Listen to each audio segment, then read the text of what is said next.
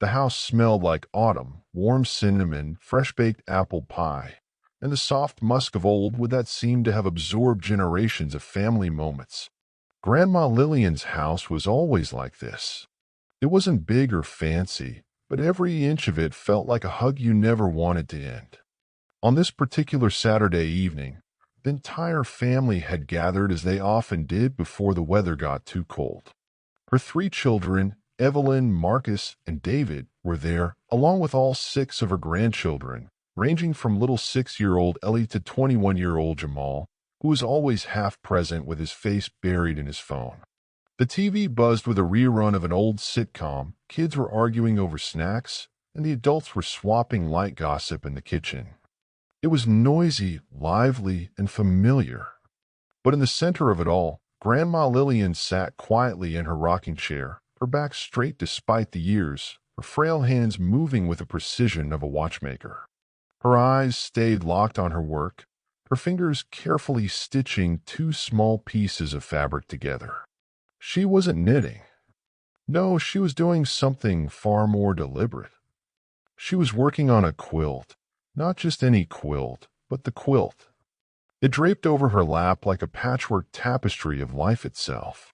At first, nobody paid attention to her. She'd always been sewing something, so it was easy to overlook. But as the moments passed, Evelyn noticed. She leaned forward, narrowing her eyes as she realized what her mother was holding. "Mama, you're still working on that quilt?" she asked, half smiling but clearly intrigued. Lillian didn't glance up. Her eyes stayed on the fabric, her fingers threading the needle in and out with practiced grace. "Some things take time, baby," she said, her voice as steady as the rhythm of the rocking chair creaking beneath her. Evelyn wiped her hands on a dish towel, walking over to get a better look. "Ain't that the same one you were working on last year?" she asked, leaning forward. "Looks like it's grown since then." Her voice had a playful edge, but her eyes told a different story. She saw it now. This wasn't just a blanket. The quilt was a mosaic of colors, patterns, and textures, floral print patches, soft cotton squares, faded denim pieces, and even what looked like a section of an old T-shirt with a logo she half remembered. "Wait a minute," Evelyn muttered, squinting at one of the patches. "Is that from my prom dress?" Her finger hovered over a sky-blue patch with faint silver glitter still embedded in the fabric. Lillian's lips curled into a smile, but she didn't look up. "You cried like a baby when it ripped," she said with a chuckle. "I told you I'd keep a piece of it." Evelyn's heart swelled with something she couldn't quite name. Her fingers lightly brushed over the patch, and she felt it, not just the fabric, but the memory stitched into it. The rest of the family began to notice. Marcus, her eldest son, leaned over the back of the couch, brow furrowed. Is that my old basketball jersey?" he asked, pointing at a vibrant orange patch that still had the faint outline of the number 23 on it. "Sure is," Lillian replied, her eyes still fixed on her work. "You threw it in the trash after you lost the championship game. But I knew you'd miss it one day, so I saved it." Marcus's face softened. He'd long since forgotten that jersey, but seeing it again, in this context, felt like bumping into an old friend you thought had moved away. The kids, now aware that the quilt held pieces of their family history, crowded around Grandma Lillian's chair. Jamal finally put down his phone. Little Ellie squeezed her way to the front, her eyes full of wonder. "Grandma, are all these pieces from old clothes?" she asked, pointing at a bright yellow patch in the corner. "Not just clothes, sweet girl," Lillian said, finally looking up, her eyes sweeping across her gathered family. "These are pieces of life. Each one has a story, and if I'm lucky, you'll remember them long after I'm gone." The room went still. Conversations in the kitchen stopped. The kids stood quiet. Even the TV, now just background noise, felt too loud for the moment. Evelyn folded her arms, her eyes locked on her mother.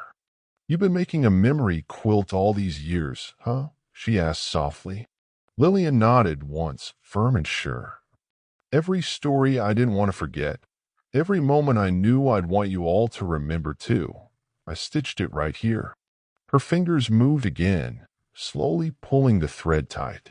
David, the quiet one, walked up next. He crouched next to the rocking chair, his eyes searching the quilt like he was looking for something in particular. Is that from Dad's shirt?" he asked, his voice barely above a whisper. He pointed to a simple gray patch that didn't stand out as much as the others, but the moment he said it, everyone saw it. A quiet wave of recognition swept the room.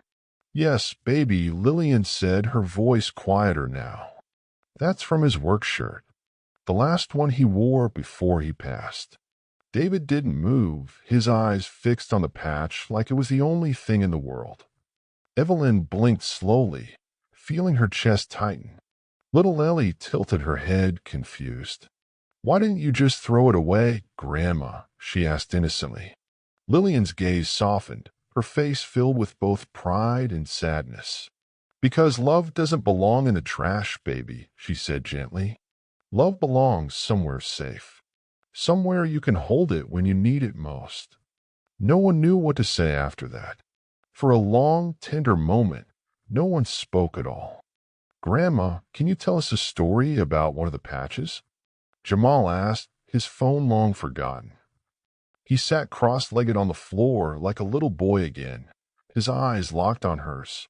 Her eyes scanned the quilt slowly, as if each patch was a page in a long-forgotten book. Then her hand stopped on a worn, deep blue patch at the center of the quilt. It was rougher than the others, its edges frayed like it had been pulled from something older than the rest. Her face grew serious. Her lips pressed into a firm line. "This one," she said, her fingers tracing the outline of patch, "this one nearly cost me everything." The way she said it sent a chill through the room. All eyes were on her. Even the youngest kids sensed it. Lillian's eyes grew distant, her gaze locked on something none of them could see. She leaned forward, her hands resting firmly on the quilt as if grounding herself. "You think love is simple," she said, looking at her family with eyes full of wisdom and warning. "You think it's just joy and happy endings. But sometimes love makes you do things you ain't proud of. Sometimes it puts you at war with yourself." She let those words sink in, let them press on the hearts of everyone listening. "You want to hear the story of this patch?" she asked, raising an eyebrow. Every head nodded, every eye unblinking. Even Jamal, who rarely paid attention to family talk, was fully locked in. Grandma Lillian took a long breath, leaning back in her chair as if bracing herself. "All right, then," she said with a heavy sigh. "But don't judge me for what I had to do." Grandma Lillian's fingers lingered on the deep blue patch at the heart of the quilt. Her eyes, usually soft and kind, seemed to darken with a weight she hadn't shown before. Everyone in the room sensed it. Evelyn leaned forward from the couch, Marcus slowly lowered his cup of coffee, and even little Ellie shifted closer to David as if bracing for something they couldn't name. Grandma Lillian let out a long, steady breath as if she were letting go of a memory she had been holding too tightly for too long. Her voice, always warm like a lullaby, now had a sharp edge to it. "This patch right here," she said, tapping the blue fabric twice with her index finger. "This one came from the uniform I wore when I worked at that factory on the edge of town. Back then, y'all were still little. Evelyn was about 9, Marcus was 7, and David was just a baby." Her eyes darted to each of them as if pulling them back to that time. "Y'all don't know this, but we were handgened by a thread back then." Her words landed like stones in the room. Evelyn's eyes widened. "I don't remember that, Mama," she said softly, almost like she was apologizing. "You wouldn't," Lillian replied, shaking her head, "because I made sure you didn't." Her gaze turned to the patch again, her fingers tracing its edge with slow, deliberate movements. "Your daddy had just passed, and those life insurance checks don't last as long as you think they will. Bills piled up quick. Let's got cut off twice that year. I was behind on rent, behind on everything, really. I remember praying at night, just asking for one break. Just one. Then I got hired at that factory, sewing uniforms for other people, and I thought, maybe this is it. Maybe this is the break I prayed for. Her voice cracked, just a little, and she cleared her throat. The pay wasn't much, but it was something. It was enough to keep y'all fed, and at that time, that was all I cared about. But that job, phew. She let out a dry laugh that didn't sound the least bit amused. That job tested me. 16-hour shifts, 6 days a week, on my feet all day long with a foreman who'd rather bark orders than say good morning. But I did it. I did it 'cause I had to. Her fingers gripped the quilt a little tighter, her knuckles whitening. Then, one day, everything changed. She looked up from the quilt, locking eyes with Evelyn. It was a Tuesday. I remember, 'cause it rained so hard that morning the roof started leaking in the break room. Her gaze shifted to Marcus, then David, then to the grandchildren. The foreman, Mr. Callahan, called me to his office. I didn't know what it was about, but my heart was pounding like a drum. Thought maybe I was getting a raise, thought maybe my prayers had been answered. But when I walked in, he was sitting there with his feet up on the desk, chewing on a toothpick like he owned the world. Her jaw tightened, and for a moment, she stared at nothing in particular, reliving it. I stood there waiting for him to speak. He didn't say nothing for a good minute, just stared at me like I was a stray cat that wandered into his kitchen. Finally, he looks me up and down and says, "You want more hours, Miss Lillian?" I said, "Yes, sir, do. I'll work 'em. I'll work every hour you got." And you know what he said back to me? Her eyes darted around the room, looking for someone to answer, but no one did. She let the silence sit for a moment before she spoke again. He said, "I can give you more hours, if you're willing to be friendly." The room went still. Dead still. No one breathed. Little Ellie glanced at her mom, not quite understanding, but sensing something was wrong. Evelyn's hand went to her chest. Marcus's jaw clenched so hard the muscle twitched in his cheek. "Mama," Evelyn started, but her voice trailed off. She didn't know what to say. "Yeah," Lillian said, nodding as if she'd heard Evelyn's unspoken thought. That man sat there, feet on his desk, grinning like he'd done me a favor. I could feel it in my bones. That ugly feeling, like you just stepped in something filthy. I remember standing there, thinking, if I walk out, I lose this job. If I stay, I lose my dignity. She paused, letting the weight of her words settle in their hearts. "But then I thought about y'all," she said, looking at each of her children, one by one. I thought about Evelyn's school shoes with the holes in the soles. I thought about how Marcus kept asking for peanut butter, and I didn't have enough money for it. I thought about David's formula, how the can was almost empty, and I had no idea how I was going to get another one. I stood there, and I thought about all of that in just 10 seconds. Her eyes narrowed, and for a moment she looked fierce. Then I told him, "I ain't that kind of woman, Mr. Callahan. You can keep your hours." And I walked out. She leaned back in her chair, her eyes still locked on the blue patch. Quit on the spot. Walked right out the door with nothing but my lunch bag and tears burning my face. She shook her head, lips pressed tight. I cried the whole walk home. Didn't know what I was going to do. Rent was due in 2 weeks, and I didn't have a plan. Her voice grew quieter, but somehow heavier. That night, I sat at this same table praying again. Not for a break this time, but for strength. "Lord, I'm tired," I told him. "I'm so tired, I don't know if I can do this anymore." She glanced up at David, who was staring at her like she was a stranger he'd never met. But that's when I remembered something my mama used to say. When you're standing at the edge of a cliff, Sometimes you gotta jump and trust that God put wings on your back." She gave a soft laugh, barely more than a breath. I didn't know it at the time, but those wings came the next day. Mrs. Harper from down the street told me about a cleaning job at the courthouse. It wasn't glamorous, but it was honest, and it paid better than that factory ever did. Lillian sighed, her fingers still rubbing the edge of the blue patch. "I cut this patch from the uniform I wore that day I walked out. I kept it as a reminder that no paycheck is worth your pride. No man, no job, no amount of money can make you forget your worth." Her eyes swept the room, locking on each of them like she was etching the lesson into their souls. "You hear me," she said, her voice firm. "You never trade your dignity for $1. No one spoke, not even the youngest kids.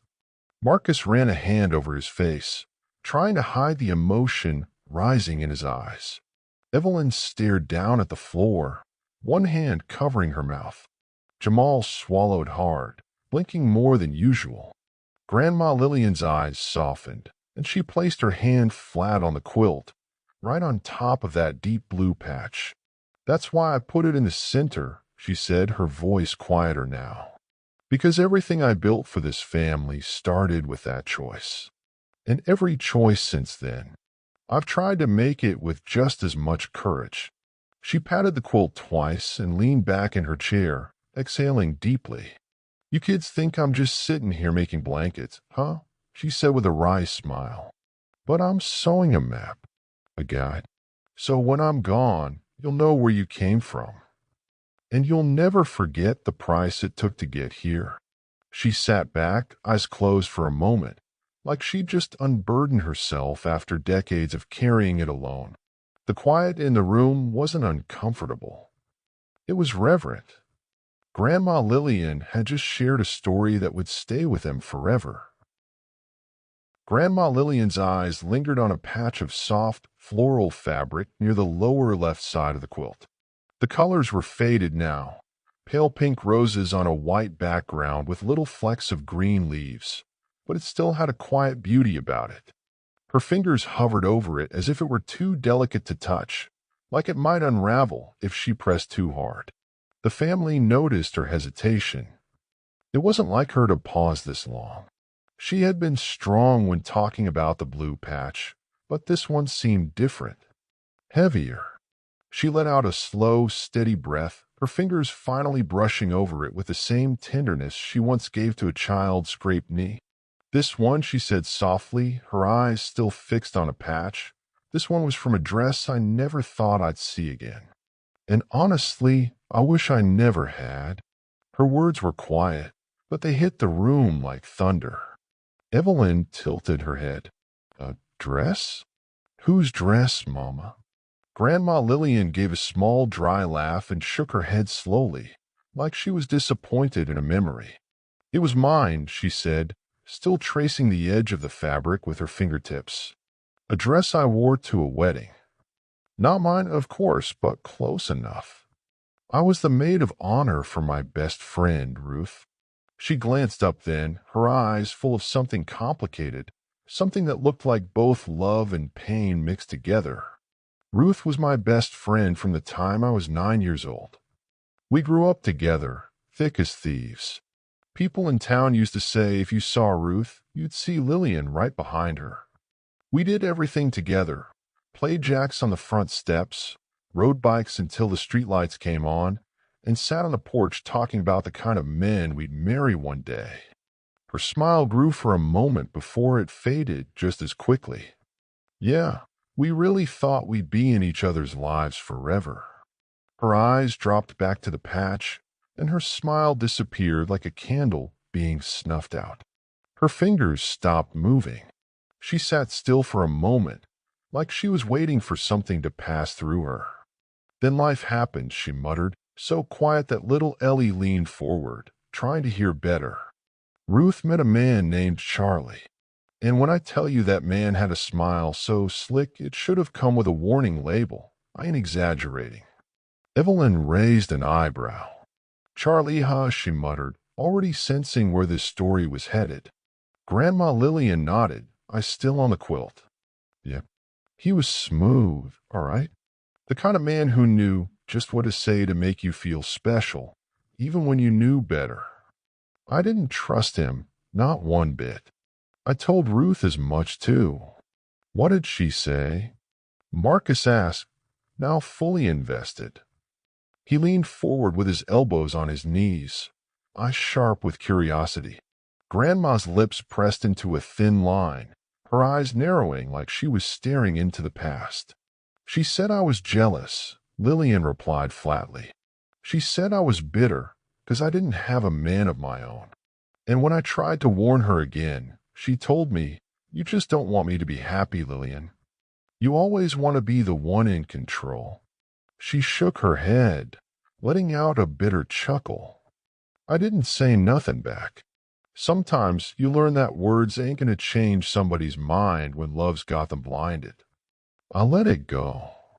I stayed quiet, and she married him anyway. Her voice trailed off for a moment, her fingers idly stroking the edge of the patch. No one said a word. They could all tell the story wasn't finished. It wasn't even 6 months after the wedding when I got a phone call. Grandma Lillian said, her voice quieter now. It was Ruth. She was crying so hard I could barely understand her. I thought somebody died. She paused for a moment, her breath shaky. Her children leaned forward, attention in the room so tight it felt like one wrong move might break it. She told me Charlie had been running around with another woman, Lillian said, her eyes distant. Another woman. 6 months married, and he was already chasing somebody else. She laughed bitterly. I bit my tongue so hard it bled, 'cause every part of me wanted to say, I told you so. But I didn't. I just told her to come over. Told her I'd make her some tea, and we'd figure it out. Her voice grew stronger, more resolved. That same night, she showed up at my house with a suitcase in one hand and her heart broken in the other. She sat on my couch in that pink floral dress, crying so hard her shoulders were shaking. I sat right next to her, rubbed her back, and told her, men like that don't deserve good women like you. I meant it, too. I wasn't mad at her no more. She was my friend, my sister in every way that mattered. I just wanted her to be okay. Her fingers moved to the center of the floral patch, pressing down like she was holding it in place. Her voice, which had been steady up until now, cracked just a little. But that night she said slowly, as if every word weighed more than the last. That night, something happened I'll never forget. She swallowed hard, and her eyes didn't rise to meet anyone's. I went to bed early. I trusted her. She was my best friend. Her breathing grew slow and deliberate. When I woke up the next morning, Ruth was gone. And so was my rent money. Everyone's eyes widened. David sat up straight. What? He said, his voice louder than it had been all night. Evelyn blinked rapidly, shaking her head like she'd misheard. No, Mama. Not Ruth. Not her. But Grandma Lillian nodded slowly, her face set in stone. Yes, baby. Ruth. She looked each of them in the eye, one by one. Took every dollar I had. I had it tucked away in a jar behind the flour in the kitchen. She knew where I kept it. She knew everything about me. And she took it. Little Ellie gasped, clutching her hands to her chest. She stole from you, Grandma? She asked, her voice full of disbelief. Lillian nodded, glancing at Ellie. Yes, baby. Sometimes, the people closest to you will hurt you worse than any stranger ever could. Her face grew still, her eyes fixed on the quilt as if it held the answer to a question she'd been asking for decades. I ain't seen her since that night. She never came back to town, and I never went looking for her. Her fingers tapped the patch lightly, 3 times like a farewell. I took a piece of that dress before she left, though. That's what you see right here. Not 'cause I wanted to remember her, but to remind myself what trust costs when you give it to the wrong person. Her words hung in the air like the last notes of a song nobody wanted to end. Marcus rubbed his hands together slowly, shaking his head. "That's cold," he muttered. "How you just steal from your best friend like that?" Evelyn crossed her arms tight across her chest, her eyes darting to the floral patch as if it had suddenly become something dangerous. "I don't care how bad things get. You don't do that to family," she muttered. Grandma Lillian nodded slowly. "That's what I thought too, baby. But you'd be surprised what folks will do when they're desperate. Desperation will turn a friend into a stranger quicker than you think." Her gaze grew sharper. "And it taught me something, too. It taught me that loyalty ain't about words. It's about actions. People can say they love you all day long, but love that ain't backed by action is just noise." Her eyes lifted to her children, her voice low but firm. "Don't forget that, y'all. Love is what you do, not what you say." Her fingers ran across the floral patch one last time before she leaned back in her chair, letting out a deep, exhausted breath. "I never hated Ruth," she said softly, her eyes finally closing. "But I did stop waiting for her to come back." The family sat in silence. No one dared speak. The patch of floral fabric wasn't just fabric anymore. It was trust broken, a bond shattered, a scar sewn into the fabric of their history. Grandma Lillian's eyes slowly shifted to the far right corner of the quilt, where a small worn-out patch of soft red corduroy sat tucked away like a secret. It was smaller than most of the other patches, barely larger than her palm, but its presence on the quilt felt loud, as if it had something to say. Her fingers hovered above it, not touching it right away. The hesitation wasn't lost on anyone. The room had grown quiet, too quiet. Even little Ellie, who had been fidgeting with her doll, stopped and sat still. Grandma Lillian tilted her head back slightly, her lips pressed together in a thin, firm line. Her breathing grew slow, deliberate. "This one," she said softly, her voice carrying a weight none of them expected. "This one ain't one I'm proud of." Her eyes stayed on the patch as if it had the power to judge her. No one spoke. Marcus raised an eyebrow, glancing at Evelyn, but she shook her head as if to say, "Don't rush her." Grandma Lillian finally lowered her fingers onto patch, pressing into it like she was testing its strength. Her fingers moved in slow circles, and she sighed deeply. Sometimes she began, her voice hoarse like she was forcing herself to speak. Sometimes you live long enough to realize you were the villain in somebody else's story. Her words hit like a thunderclap. Marcus leaned forward. "What you mean, Grandma?" he asked, his voice unusually soft. Grandma didn't answer right away. Her eyes stayed locked on the red patch, her fingers still moving in slow circles. Her breathing grew steady, each breath heavier than the last. "There was a boy named Roy," she finally said, her voice barely above a whisper. "I met him when I was 18, fresh out of high school. He was sweet. Sweet as honey drip pin off a biscuit." Her lips curled into a sad smile. "He worked at the gas station 2 streets over. Always smelled like motor oil and peppermint. Used to tell me I had the prettiest smile in town." Her gaze softened, her mind clearly drifting to a time none of them had ever heard about before. Roy wasn't like the other boys. He wasn't slick, and he didn't run with the fast crowd. Just an honest, hard-working boy who loved me with his whole heart. Her fingers stopped moving. Her eyes turned distant, fixed on something none of them could see. Her face grew still, her expression more serious than it had been all night. "But see, 18-year-old Lillian didn't want honest," she muttered, almost ashamed to say it out loud. 18-year-old Lillian wanted excitement, wanted a man who made her heart race, not one who made her feel safe.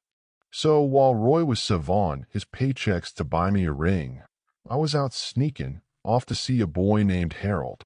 Her voice faltered, just for a moment, and her eyes flicked up to glance at Evelyn. I know, baby.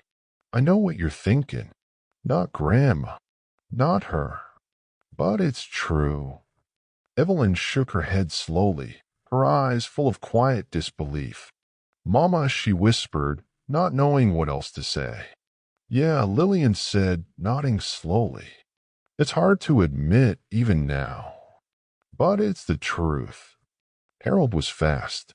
He had a car, had a way with words, and knew how to make a girl feel like she was the only one in the world.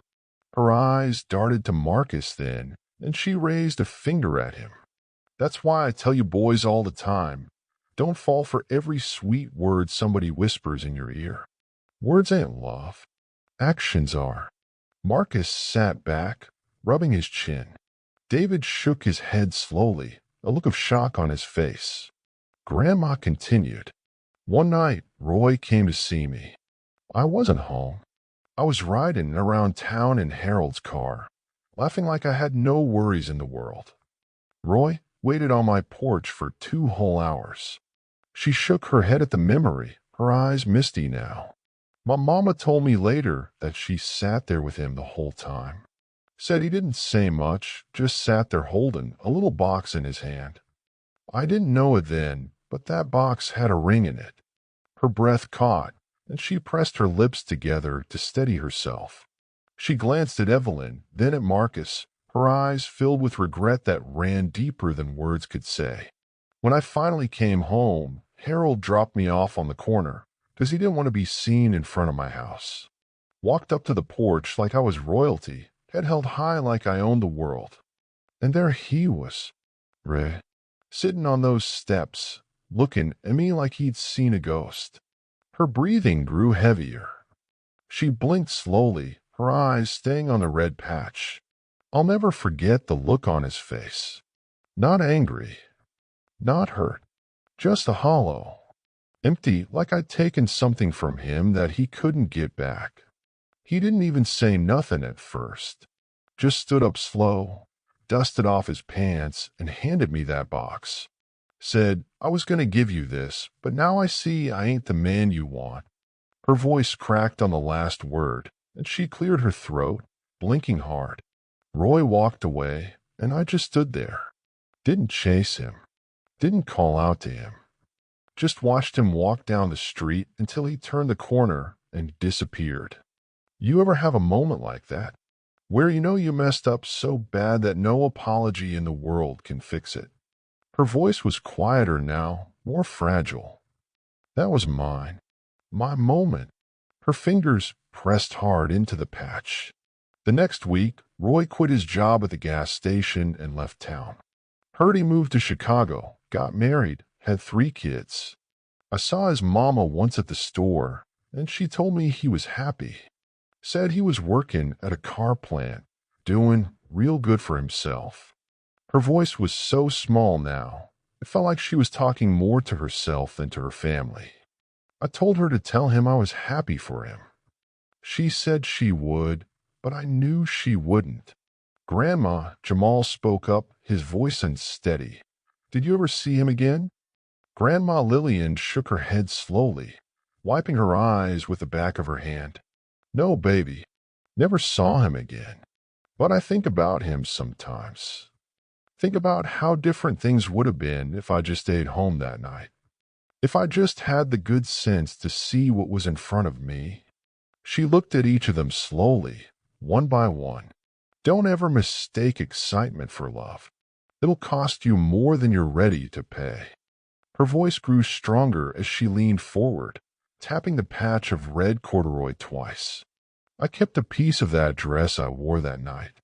That's what this is, she said, her eyes sharp and clear now. I didn't keep it 'cause it was pretty. I kept it 'cause it reminds me of what happens when you let good things slip through your hands. She looked at each of her grandchildren now, her eyes like lasers cutting through the fog of their young minds. Don't be like me. Don't let your foolishness cost you something that can't be replaced. 'Cause I'll tell you something they don't teach you in school. Regret don't get smaller over time. It just gets quieter. Quieter, but heavier. No one said a word. Evelyn covered her mouth with her hand. Marcus stared at the floor, shaking his head like he was replaying the story in his mind. Little Ellie rested her head on David's arm, sensing that this was one of those moments too big for her little heart to understand. The only sound in the room was the soft creak of Grandma's rocking chair as she leaned back, her eyes on the ceiling now, like she was praying without speaking a word. "That's the story of this patch," she said finally, her voice steady again. "Not proud of it, but it's mine." She glanced at her family, her gaze firm but kind. "And I ain't hiding it, 'cause I'd rather y'all learn from my mistakes than have to make 'em yourselves." Her fingers let go of the patch, and she exhaled deeply, her eyes closing for just a moment of peace. The family sat in silence. Heavy, knowing silence. This wasn't just a story. It was a lesson. One they wouldn't forget. Grandma Lillian's eyes shifted to a patch near the upper left corner of the quilt, a soft lavender square with tiny white polka dots. It looked newer than the others, the colors more vibrant, as if it hadn't been through as many washes. Her fingers hovered over it with an unusual softness, her face unreadable. The family, now fully drawn into her stories, leaned in without being asked. It was like they all knew something big was coming. The air grew heavier, like right before a thunderstorm. "That one," she said, eyes locked on the lavender patch, "that one's about me and my sister, Grace." Her voice didn't crack this time, but there was something raw about it, like she'd already cried over the story before. Evelyn straightened up, brows furrowed. "Wait a minute, Mama. You never talk about Aunt Grace," she said, her voice slow and deliberate like she was piecing together a puzzle in real time. Grandma Lillian nodded, her eyes still on the patch. "That's because for 20 years I didn't have a sister," she replied quietly. "Not because she died, but because I buried her myself. Buried her right in my heart." Everyone froze. David glanced at Marcus, eyebrows raised in surprise. Wait, hold up," Marcus said, raising a hand like he'd just heard a referee make a bad call. "You and Aunt Grace weren't talking for 20 years. Grandma Lillian nodded slowly, the weight of it pulling her head down like a stone tied to her neck.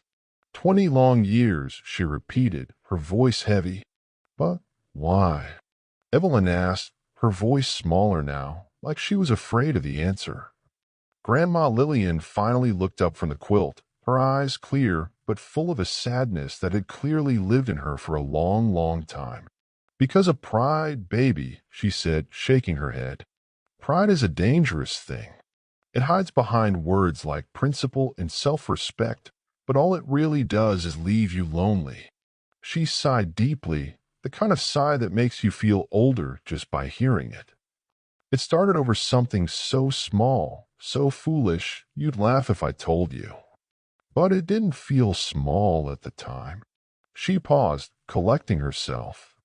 "Grace and I were supposed to split Mama's jewelry after she passed," she began, her eyes drifting off like she was watching the story unfold all over again. "Mama didn't leave no will, so it was up to us to figure it out. I told her, 'You pick first, and I'll take whatever's left.' Simple as that." She glanced at Evelyn. "But Grace didn't just pick first. She picked everything.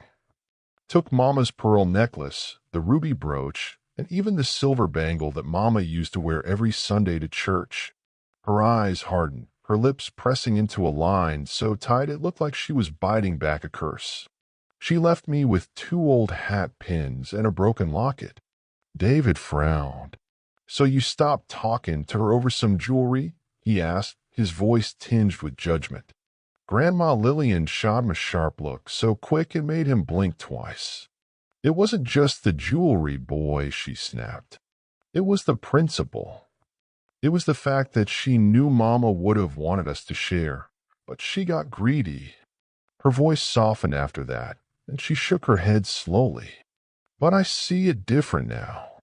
I see it clearer. She rubbed the edge of the lavender patch with her thumb. You see, back then, I thought I was standing up for myself. I thought I was doing the right thing by holding my ground. She disrespected me, I kept telling myself. She owes me an apology. Grandma Lillian let out a small, bitter laugh. And you know what happened? She never apologized. Not once. So I waited. And waited. And while I was waiting, birthdays went by. Holidays went by. Funerals went by. We'd see each other at family gatherings, and you'd think we were strangers sitting at opposite sides of the room. My own sister. Her voice grew quieter. Then one day I'm sitting in this very chair, just like I am now, when Evelyn called me. Said, "Mama, you heard about Aunt Grace?" I said, "No, what about her?" And Evelyn said she had a stroke. Those words hit the room like a boulder dropped in a pond. The ripples could be felt in every heart. Grandma Lillian sat still for a moment, letting the weight of it settle into the room. I remember sitting here, holding the phone, just listening. Didn't say nothing. I hung up and sat in this chair for a long, long time. She shook her head slowly, her eyes distant. You'd think I'd have jumped up, grabbed my coat, and run to her bedside. But you know what I did? She looked at each of them with sharp eyes, cutting through the room like a knife. Nothing. I did nothing. The words hung in the air like the echo of a slammed door.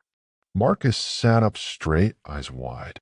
"You didn't go see her, Grandma?" he asked, his voice sharp with disbelief. Lillian shook her head slowly, her eyes heavy with regret. "Nope," she said, voice barely above a whisper. I told myself she's the one who needs to apologize, not me. I sat right here, pride sitting on my shoulder like a devil whispering in my ear. She did you wrong. Don't you dare go running to her now. Tears welled up in Evelyn's eyes.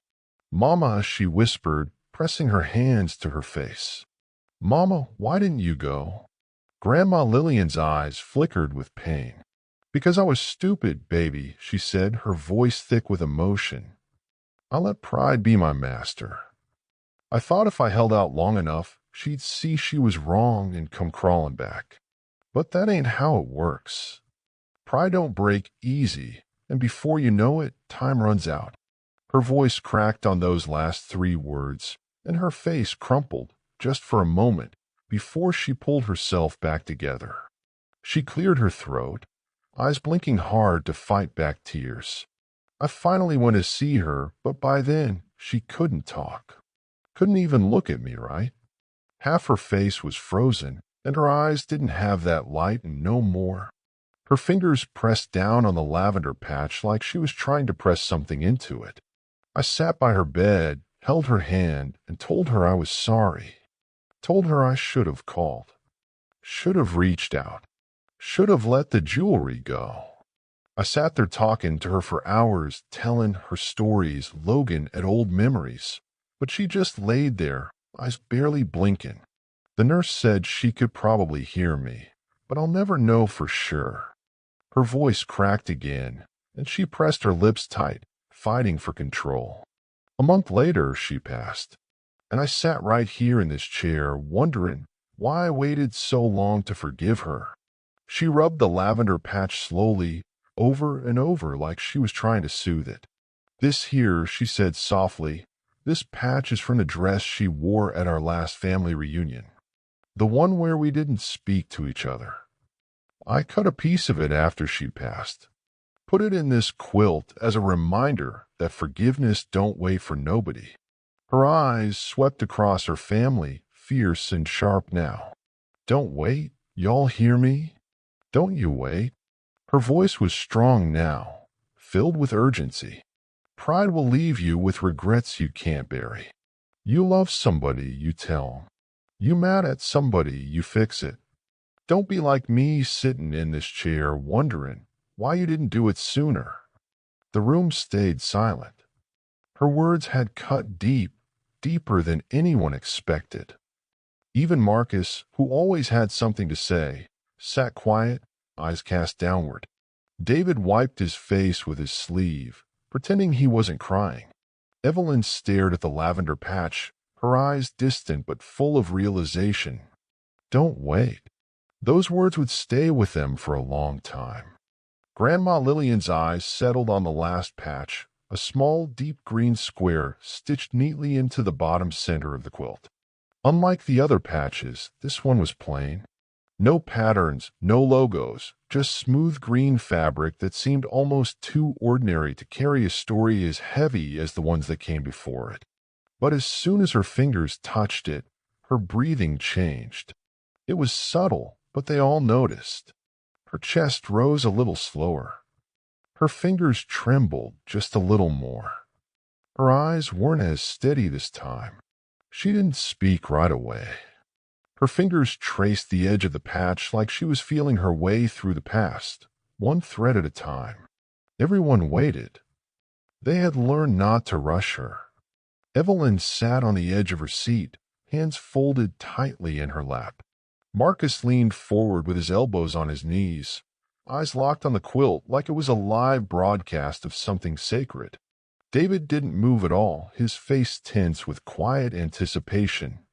Little Ellie, sensing something big was coming, crawled up into Evelyn's lap and clung to her arm.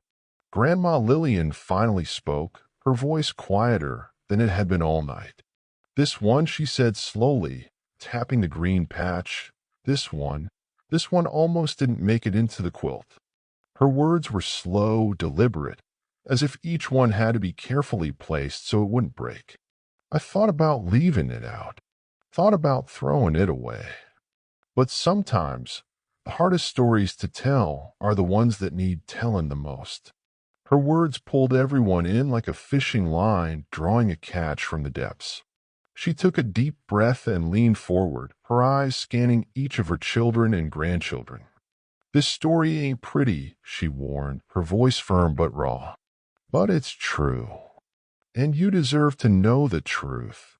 The room grew colder, or maybe it just felt that way. Her eyes flickered toward Evelyn, and for a brief second, something passed between them. Not words, not glances, something deeper. Evelyn straightened up, her brow furrowed in confusion, but she said nothing. Grandma Lillian shifted in her chair, exhaling through her nose like she was about to lift something heavy. It was 1962, she began, her voice steady but low. I was just 25. Had 2 kids, Evelyn and Marcus, and was pregnant with David. Your daddy, bless his soul, was working double shifts at the mill, and we was just barely getting by. Those were hard times, but we was making it. We was doing it. Her eyes blinked slowly, her gaze growing distant. Then one day, there was a knock at the door. Her fingers tapped the green patch as if keeping time with a memory. It was my sister-in-law, Dorothy. Y'all didn't know her 'cause she moved up to Detroit later on. Anyway, Dorothy shows up out of nowhere, standing on my front porch with a baby in her arms. She stopped, letting those words hang in the air like a warning bell. A baby. Her baby. Evelyn's head tilted, confusion flashing in her eyes. Wait, Aunt Dorothy had a baby, she asked. Lillian hummed, nodding slowly. She had a baby, but that ain't the part that matters. The part that matters is what she asked me to do. She stopped talking for a moment, eyes narrowing like she was staring at something far, far away. She asked me to keep him. Her voice was hard now, like a stone being struck against steel. She said, Lil, I can't do it no more. I can't raise him. I got too much going on, and he'd be better off with you. Just like that. Silence. No one spoke. No one breathed. It was Marcus who finally broke the stillness. What did you say? He asked, his voice hoarse like he already knew the answer. Grandma Lillian turned to him, her eyes locked on his with a gaze so sharp it felt like it could split wood. I said no, she replied, her voice colder than it had been all night. I said, I already got too many mouths to feed, Dorothy. I can't take on one more. Her words hit like a hammer to the chest. Evelyn sucked in a sharp breath, eyes wide with shock. Marcus leaned back, his face frozen in disbelief. You turn away a baby? Evelyn whispered, her voice so quiet it barely made it to Grandma's ears. Yes, Grandma Lillian replied bluntly. I did. Her gaze never wavered. She looked each of them dead in the eye, letting them feel the weight of it. I told her, take that baby and find him a family that's ready for him, 'cause I ain't it. Her eyes glistened, but no tears fell. Her hands moved to her lap, fingers twisting together. And she did. She took that baby, and she walked away. Little Ellie's small voice cut through the quiet. What happened to him, Grandma? She asked, her wide, innocent eyes looking up from Evelyn's lap. Grandma Lillian closed her eyes, tilting her head back as if asking the ceiling for strength. Her lips parted, but the words didn't come right away. She opened her eyes slowly, her gaze softer but heavier. He went into foster care, she said, her voice so quiet it barely made it across the room. He didn't get adopted. He bounced from home to home, year after year. Her jaw tightened, her eyes blinking fast. I didn't know it then, but I know it now. I know it 'cause I met him. That last sentence hit the room like an earthquake. Marcus sat up straight, eyes wide with disbelief. You what? He said, his voice filled with shock. When? About 3 years ago, she replied, her voice steady but filled with pain. He found me, tracked me down through one of them ancestry DNA tests. Her lips pressed into a thin line. He wrote me a letter first. Said, I think you knew my mother. Her name was Dorothy. I knew right away who he was. David leaned forward, eyes wide, his hands clasped together so tightly his knuckles were white. What did you do? He asked. Grandma Lillian's gaze dropped back to the green patch, and she pressed her hand flat against it like she was trying to hold it down. I called him, she said simply. We talked for hours. Told him the truth. Told him I didn't take him in 'cause I was scared. Scared I wasn't strong enough. Scared I wasn't enough. Her voice cracked just for a moment, but she didn't stop. He told me it wasn't my fault, but I know he was just saying that to be kind. She paused, glancing up at Evelyn. He called me Mama Lillian. I told him he didn't have to do that, but he said, I want to. Her lips trembled into a smile. That boy, he had every reason to hate me, but he chose love instead. The room was silent, but it wasn't empty. It was filled with every emotion under the sun. Regret, pain, forgiveness, hope. Evelyn wiped her eyes quickly, her face twisted in a mix of sadness and love. Do you still talk to him? She asked softly. Every Sunday, Lillian replied, smiling now. He calls me at noon like clockwork. We talk about his kids, his work, his life. It's the closest thing to a second chance I ever got. Her eyes lifted to meet each of theirs. Sometimes life will offer you another chance, but only if you're brave enough to take it. Her hand pressed against the green patch one final time. This fabric, it's from a shirt he mailed me. Said he didn't have much, but he wanted me to have a piece of him, just like I had pieces of everyone else. Her voice grew softer, but it reached every ear in the room. You see this quilt? It's not just fabric. It's forgiveness, failure, love, and loss. It's us. Every piece of it. She glanced at each of them, her eyes sharper than ever. When I'm gone, this quilt is yours. Every patch, every story, every lesson. Don't forget. Don't forget me. Her children and grandchildren sat in silence, their hearts heavier but fuller. No one spoke for a while. There was nothing left to say.